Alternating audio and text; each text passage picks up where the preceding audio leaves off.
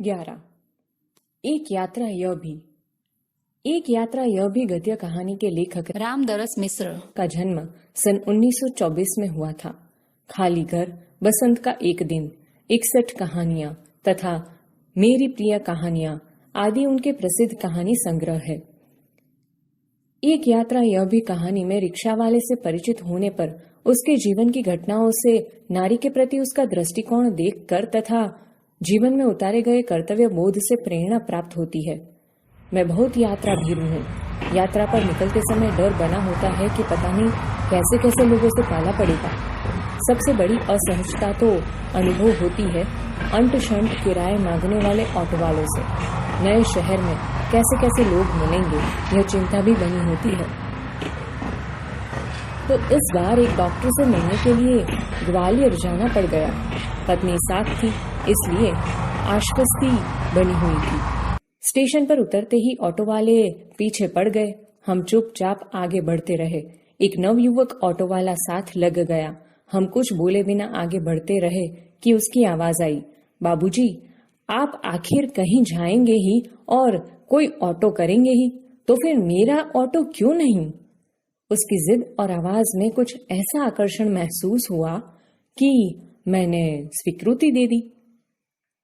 वह प्रेम भरी बातें करता रहा और हमें डॉक्टर के यहाँ पहुंचा दिया। उसके द्वारा बताए गए वांछित पैसे देकर डॉक्टर के घर की कॉल बेल बजाई। ज्ञात हुआ कि डॉक्टर ने क्लिनिक की जगह बदल दी है। ऑटो वाला बिना हमारे कहे हमारा इंतजार कर रहा था। हमें नई जगह पर पहुंचा दिया। मैंने पूछा, कितने पैसे दे दूं? बाबूजी, जो इच्छा हो जाए दे दीजिए। वैसे डॉक्टर के घर से यहाँ तक का किराया तो अतिरिक्त हो गया ना? उसने पूछा। बाबूजी, यहाँ से कहाँ जाएंगे? मैंने होटल का नाम बता दिया और कहा, भाई तुम जाओ, यहाँ देर लग सकती है। वह कुछ बोला नहीं। हम डॉक्टर के पास चले गए। घंटा भर बाद निकले तो देखा वह वहीं खड़ा था। अब हमें महसूस होने लगा था कि यह ऑटो वाला कुछ और है। वह हमारे भीतर घर करता गया। होटल पर छोड़कर उसने पूछा, फिर कब आऊं? यानी आप शहर में घूमेंगे फिरेंगे ना? आपको जहां जाना होगा मैं ले चलूंगा। वैसे यहां कब तक हैं? कल शताब्दी से लौटेंगे। तो आपको घुमाने के लिए कब आ जाऊं? भाई, आज तो थक गए हैं, आराम करेंगे, कल घूमेंगे। ठीक है बाबूजी, यह रहा मेरा मोबाइल नंबर, मुझे फोन करके बुला लीजिएगा। अरे, तुमने अपना नाम तो बताया ही नहीं। मोहन, अच्छा नाम है। दूसरे दिन घूमने का कार्य शुरू हो गया। वह बहुत प्रेम से एक के बाद एक स्थान दिखाता गया। मुझे बाबूजी और पत्नी को अम्मा नाम से संबोधित करता रहा। घूम घुमाकर होटल पर लौटे तो चाय पीने के लिए उसे भी कमरे में बुला लिया। वह बहुत संकोच के साथ आया। चाय पान के साथ हमारी पारिवारिक वार्ता शुरू हो गई। पत्नी ने पूछा, बेटे तुम ग्वालियर के हो? नहीं अम्मा, मैं मूलतः आगरा का हूँ। यहाँ आना पड़ गया। हमें लगा कि वह यह कहते कहते कुछ भर आया है, इसलिए चुप रहे, लेकिन वह स्वयं बोलने लगा। आगरा में अपना घर है। माँ बाप तो बचपन में ही गुजर गए। बड़े भाई ने मेरी परवरिश की। भाई वकील है, मैं भी बीए पास हूँ। कोई नौकरी खोज रहा था कि एक चुप्पी सी छा गई। हमें लगा कि इसके साथ कोई अवांछित घटना घटी है। उसे छेड़ा नहीं, किंतु उसने फिर कहना शुरू कर दिया। मैं नौकरी की तलाश में इधर उधर भटक रहा था। एक दिन भटक कर लौट रहा था कि रास्ते में एक परिचित लड़की मिल गई। बदहवास सी घिघियाती हुई बोली, मोहन, मुझे बचा लो। क्यों, क्या हुआ? मेरे माँ बाप एक अधेड़ के हाथ मुझे बेच रहे हैं। मैं कुएं में गिरकर जान दे दूंगी, किंतु उस खुसट अधेड़ के साथ नहीं जाऊंगी। मैं बहुत असमंजस में पड़ गया। क्या करूं? कर भी क्या सकता हूं? मुझे लगा कि स्टेशन चलना चाहिए। वहां उसे ले गया और थानेदार से हकीकत बयान की। वे कुछ देर सोचते रहे कि क्या किया जा सकता है। थानेदार साहब बोले, इसकी एफआईआर लिखकर इसके माँ बाप को हवालात में बंद कर देता, लेकिन फिलहाल चिंता इस लड़की की है कि आखिर इसके लिए क्या किया जाए। एक छोटी सी चुप्पी के बाद वे एकाएक बोले, तुम्हारी शादी हो गई है? मैंने न में सिर हिलाया तो बोले, तुम इससे शादी क्यों नहीं कर लेते? मैं तो इस आकस्मिक प्रस्ताव से चकरा गया, किंतु कुछ पल बाद लगा कि इसमें बुराई क्या है। मैंने कहा, सर, इससे तो पूछ लीजिए। थानेदार ने उससे पूछा तो उसने स्वीकृति सूचक सिर हिला दिया। लेकिन क्या मोहन?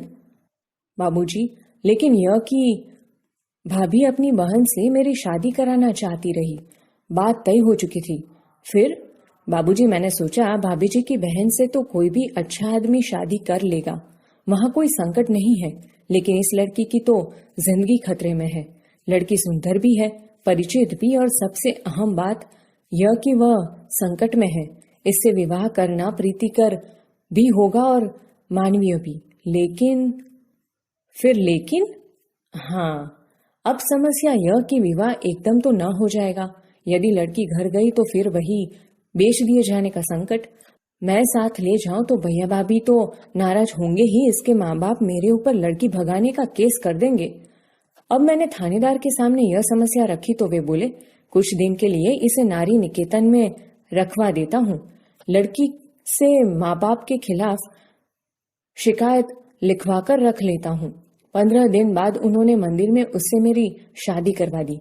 मैंने कहा, मोहन, ऐसे थानेदार कहाँ होते हैं? मुझे तो इस घटना पर विश्वास ही नहीं हो रहा। लगता है कथा सुन रहा हूँ। अब सही कह रहे हैं बाबूजी, लेकिन यह थानेदार कवि भी है।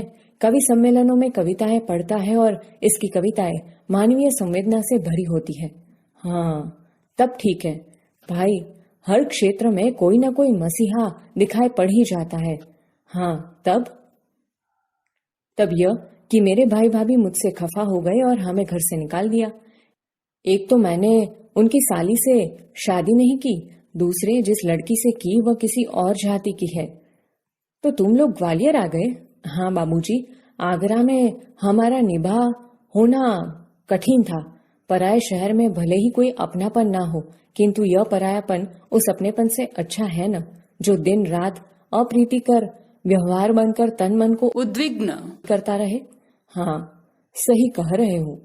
तो यहाँ कोई नौकरी तो रखी नहीं थी, बस ऑटो का दामन थाम लिया और उसी के सहारे चल रहा हूँ। वास्तव में तुम बहुत बड़े हो मोहन। बड़े बड़े लोग तो नारी हित में बड़े बड़े लेक्चर देते हैं, लेख कविताएं लिखते रहते हैं, किंतु अपने व्यवहार में नहीं उतारते। लेकिन तुमने तो बहुत सहज भाव से एक लड़की को दुर्दशाग्रस्त होने से बचा लिया और अपने जीवन के साथ उसे सम्मान पूर्वक लगा लिया।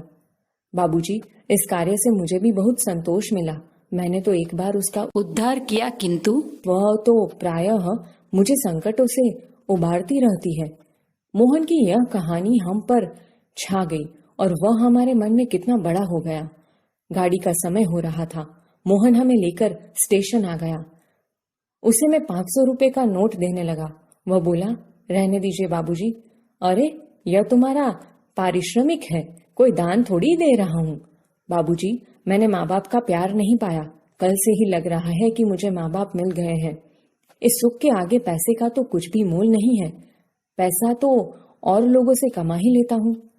बेटा, लेकिन मेरी भी तो सोचो, मैं बेटे का शोषण कैसे कर सकता हूँ?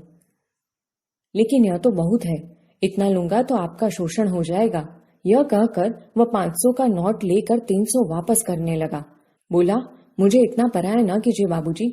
हाँ, जब भी ग्वालियर आइएगा मुझे बुला लीजिएगा। मेरा फोन नंबर तो आपके पास है ही। लेकिन मेरी एक शर्त है। वह क्या बाबूजी? ये 500 रुपए चुपचाप तुम्हें लेने ही पड़ेंगे।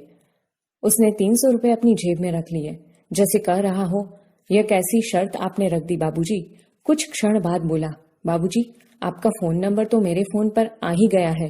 कभी कभी फोन करता रहूं क्या? हाँ भाई, शौक से, मुझे अच्छा लगेगा। लेकिन आपका नाम तो मैंने पूछा ही नहीं।